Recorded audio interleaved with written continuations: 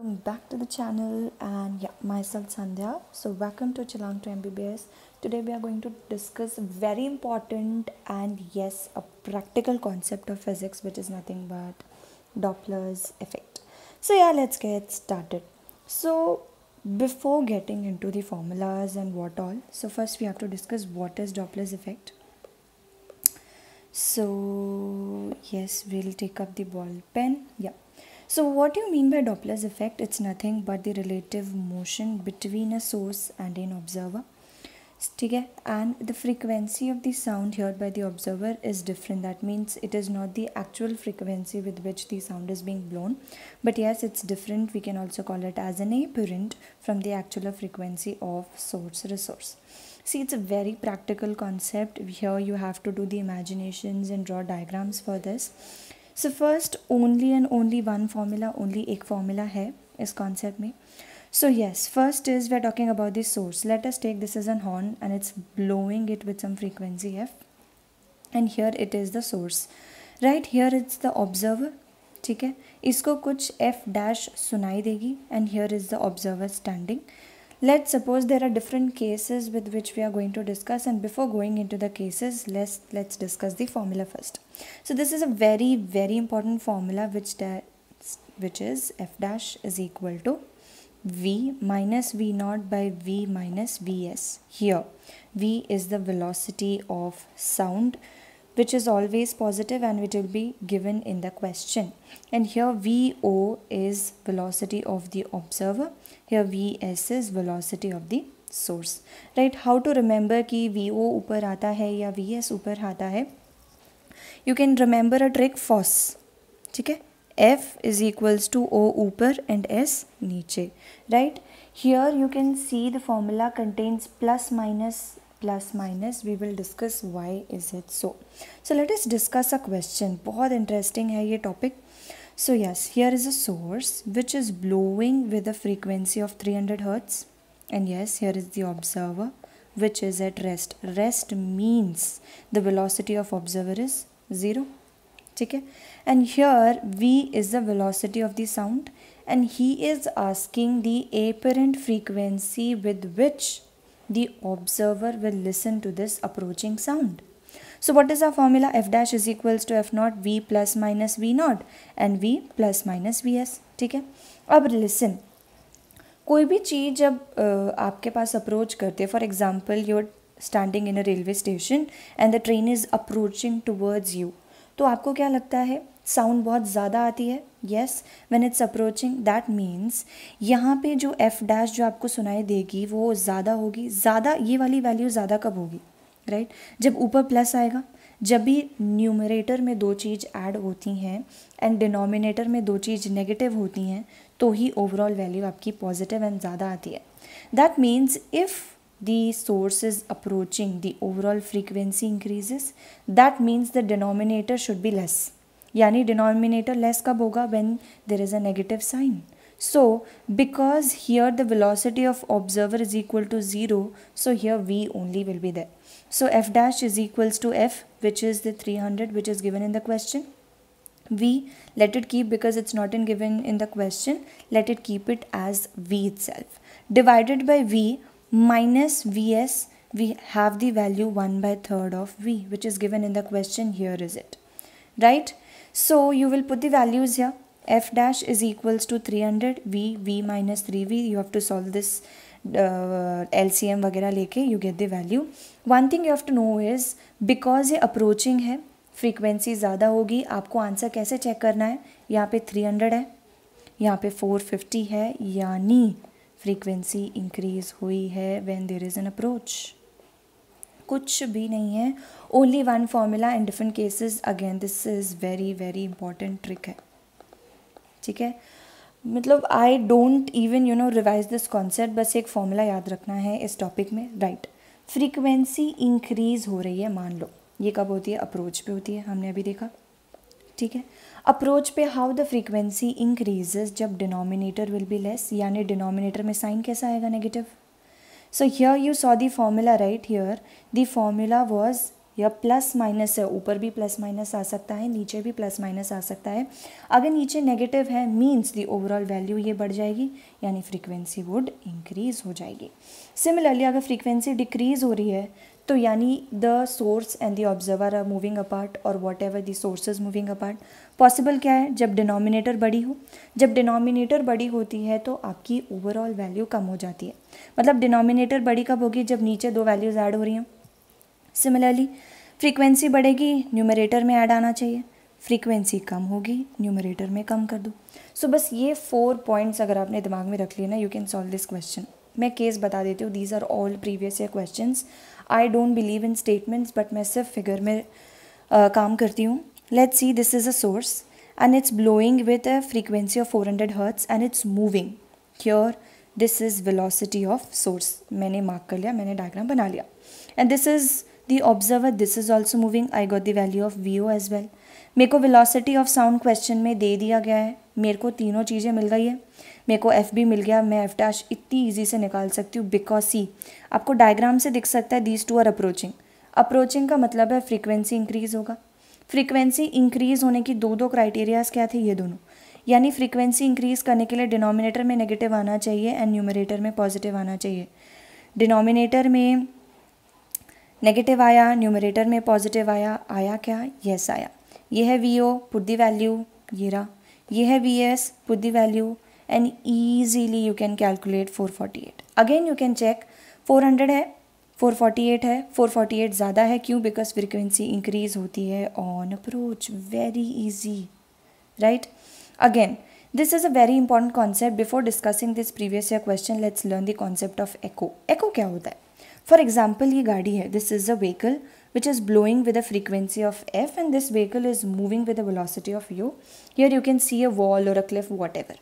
तो whenever this vehicle is moving towards the cliff, you know, क्या होती है, कुछ साउंड होती है जो रिफ्लेक्ट हो जाती है.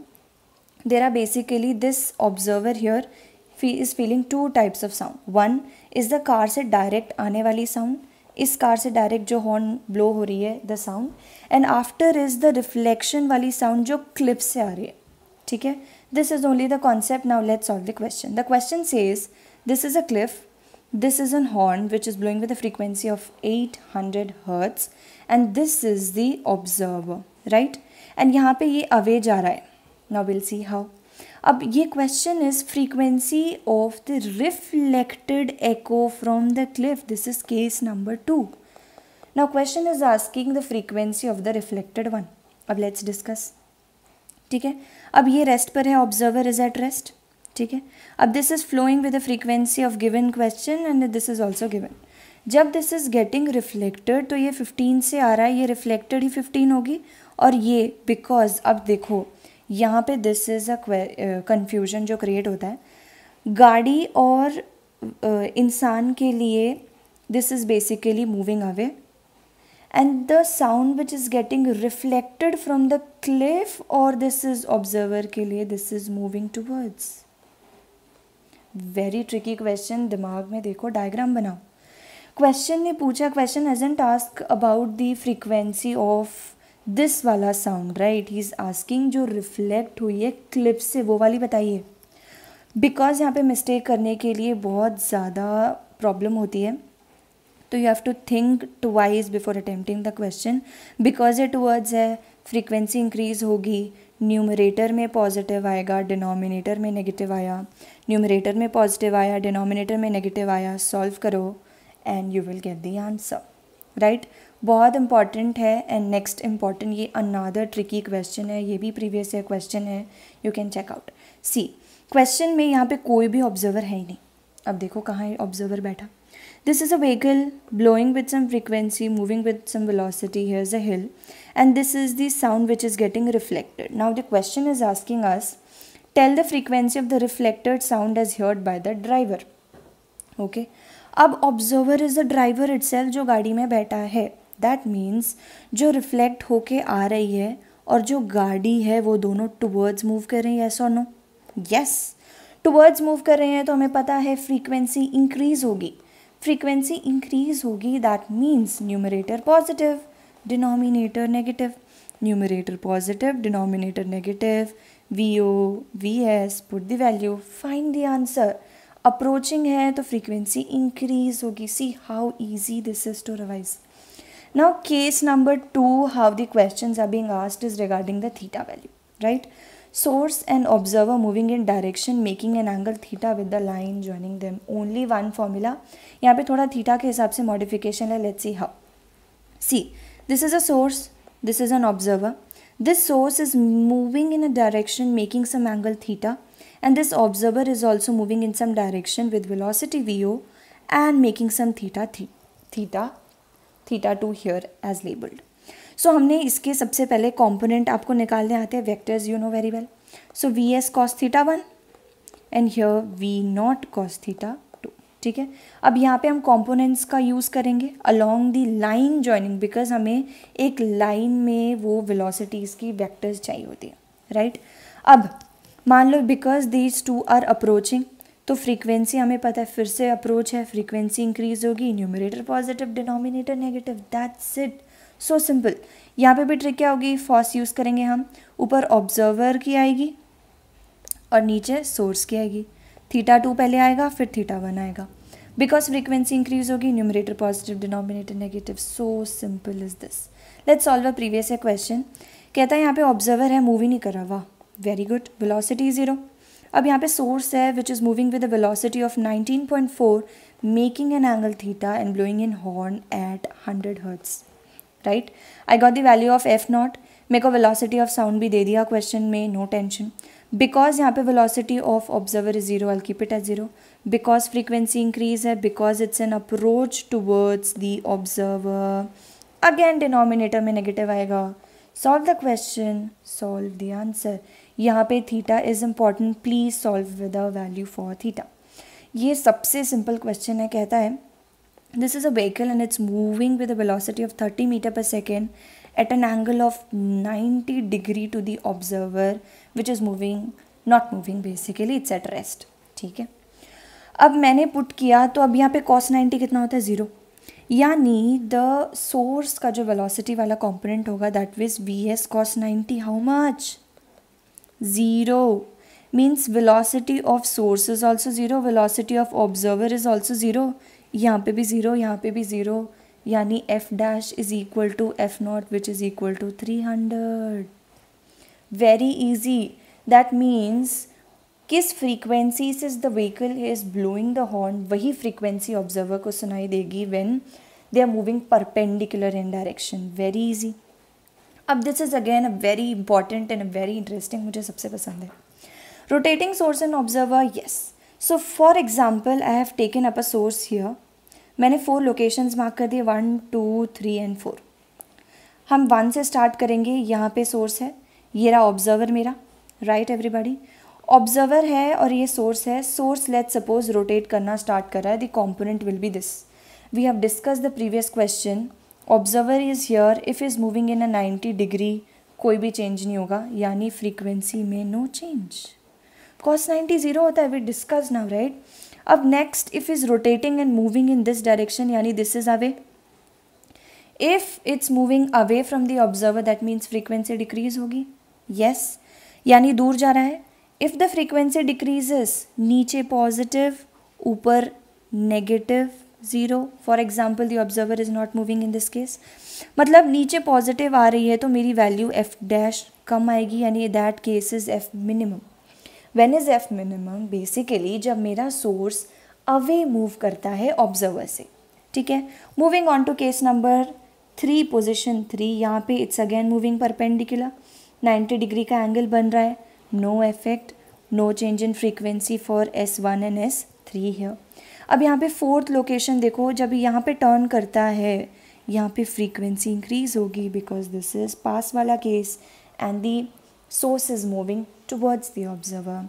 This is a case of maximum frequency, numerator positive, denominator negative, same formula बस.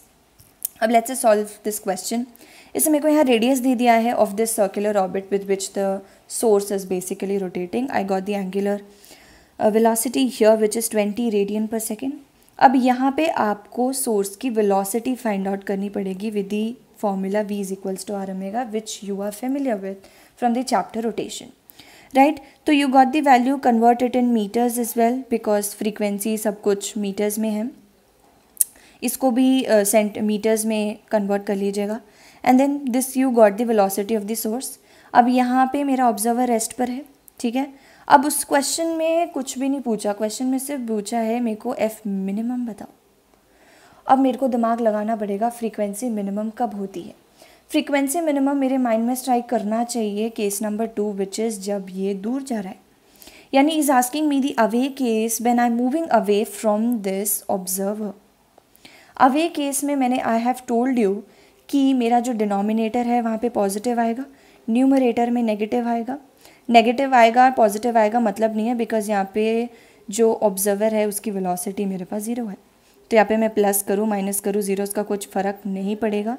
तो F dash will be F naught V V plus U. यहाँ पे प्लस आएगा तभी यहाँ की वैल्यू कम आएगी, यहाँ की वैल्यू कम आएगी तभी वो क्वेश्चन को जस्टिफाई करेगी. Solve it and you will get the answer. Moving on to another very important and मेरे पास ये वाला क्वेश्चन एंड केस ना मॉक टेस्ट में 4 टाइम्स रिपीट हो चुका है. सी फॉर एग्जाम्पल, अगर मेरे पास क्वेश्चन में कहीं आपको हिंट मिलता है कि the source is at rest. Source, we are talking here about the wavelength also. The source is at rest and observer is moving. At that time the lambda will not change and it will not change. Please note this. Direct question, if you get anywhere in the question, अगर आपको कहीं भी hint मिलता है कि source rest पर है, the wavelength will not change, frequency change होती है according to the formula. Source is moving, observer is at rest. Source move कर रहा है तो lambda will also change, frequency will also change, right? Moving on to the last important formula. Lambda dash है, अगर हम यहाँ पे बात कर रहे हैं तो लैम्डा नहीं चेंज होगा, चेंज होगा तो किस हिसाब से चेंज होगा उसके फॉर्मूला के बारे में बात कर लेते हैं. 1 by lambda dash, because frequency and wavelength are inversely proportional, तो 1 by lambda dash is equals to V velocity of the sound here plus minus velocity of the observer divided by velocity of the sound plus minus velocity of the source and 1 by lambda here. This you can see the formula. Now ये formula कब applicable है? Source must move. If the source is at rest that means the lambda में no change, right. एक last question discuss कर लेते हैं. Let's quickly finish this topic. Case number 1 here, source is at rest. मैंने बोल दिया source rest, मेरे mind में घंटी बजनी चाहिए, लैम्डा विल नॉट चेंज. बस देखो सोर्स रेस्ट है, लैम्डा में नो चेंज, तो मेरे को कैलकुलेट करने की ज़रूरत ही नहीं है. मूविंग ऑन टू लेट्स, उसने एपरेंट लैम्डा पूछा है, लैम्डा का लैम्डा ही रहेगा. अभी हमें ऑप्शंस में ध्यान जाना है. अगर मेरे पास लैम्डा का लैम्डा ही दिया है तो आप वो ऑप्शन मार्क कर सकते हैं. This is the way of solving the questions quickly. अब यहाँ पे हम एपरेंट फ्रीक्वेंसी वही फॉर्मूला से फाइंड करेंगे, बिकॉज यहाँ पे ऑब्जर्वर इज़ मूविंग, फ्रीक्वेंसी बढ़ेगी कब? ऊपर पॉजिटिव, पास जा रहा है, नीचे negative. Solve it. 1.2 times of F and here's this. Question is completed as well as the topic. Do tell in the comment how did you like this revision of one shot of Doppler's effect. बहुत important है, practical है, एक formula है, आपको बार बार revise करने की ज़रूरत नहीं पड़ती. So yeah, let's end this video here. Do like, share and subscribe to Chalang to MBBS. Do work hard. You will also succeed. Thank you.